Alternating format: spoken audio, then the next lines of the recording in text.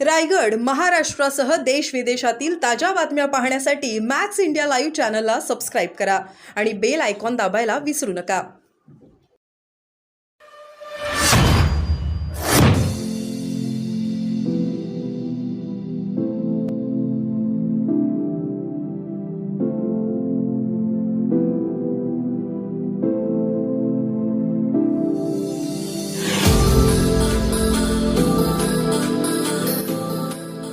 या ठिकाणी सगळी घटना तुम्हाला माहितीच आहे.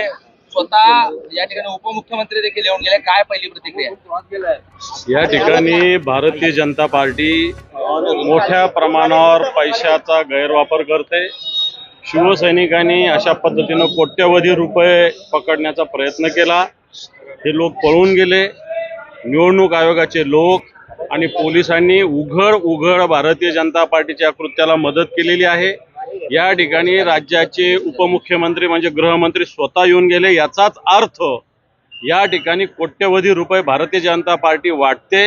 आणि दुर्दैव असं की याच मतदारसंघात काल देशाचे पंतप्रधान नरेंद्रजी मोदी यांचा रोड शो झाला. आणि जिथं रोड शो झाला, रोड शोनी सुद्धा हे जिंकू शकत नाही हे सिद्ध होतंय. आणि आज त्यांनी पैसे वाटपाचा पूर्ण प्रयत्न केला आहे.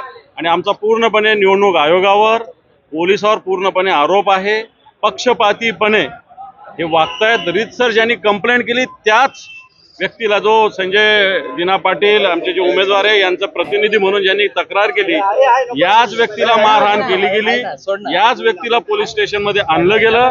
शिवसैनिकावर सारासार अन्याय पोलीस यंत्रणा करते. याचा निषेध आम्ही केलाय. याची आम्ही रीतसर तक्रार करतोय. उद्या नुसतं राज्य निवडणूक आयोगा नव्हे तर राष्ट्रीय निवडणूक आयोगाला सुद्धा आम्ही तक्रार करतोय. अशा पद्धतीनं पक्षपातीपणे निवडणूक होत असेल तर मला असं वाटतं या यंत्रणेला धडा शिकवण्याचं काम शिवसैनिक करते. भाजपने असा आरोप केला की संजय दिना पाटलांच्या कार्यकर्त्यांनी त्यांच्या कार्यालयावर हल्ला केला. इलेक्शन कमिशनने पोलिसांना घेऊन हल्ला करायला त्यांचं कार्यालय असेल त्यांनी दाखवावं. शिवसैनिक हल्ला उघड करतील. ज्या दिवशी करायचा त्या दिवशी घाबरणार नाही शिवसैनिक. त्यांनी सीसीटीव्ही चेक करावं. आता काय हल्ला करण्याची वेळ नाही. ज्या दिवशी करायचं त्या दिवशी करू. धमकी समजा. या एकाच मतदारसंघात लगातार 3दा अशी कॅश भेटली आहे. बाकी कुठच्याच मतदारसंघात हे पाहायला मिळालं आहे. मग निवडणूक आयोग काही करत नाहीये, पोलीस काही करत नाहीये. तुम्ही विरोधी पक्ष नेते आहात, काय मागणी करणार आहेत? नाही, मी आमचा आरोपच आहे ना, निवडणूक आयोग आणि पोलीस पक्षपातीपणे वागतात. राज्याचे गृहमंत्री तर येऊन गेले, याच्यातच सगळं सामावलेलं आहे. राज्याच्या गृहमंत्र्याचा इथं कोणताही कार्यक्रम नव्हता तरी गृहमंत्री आले. याचा अर्थ अशा लोकांना पैसे वाटप करणाऱ्याला संरक्षण देण्यासाठी या ठिकाणी राज्याचे गृहमंत्री देवेंद्रजी फडणवीस आले होते. एकूण आता ये आरोप नहीं है, ये सत्यता है.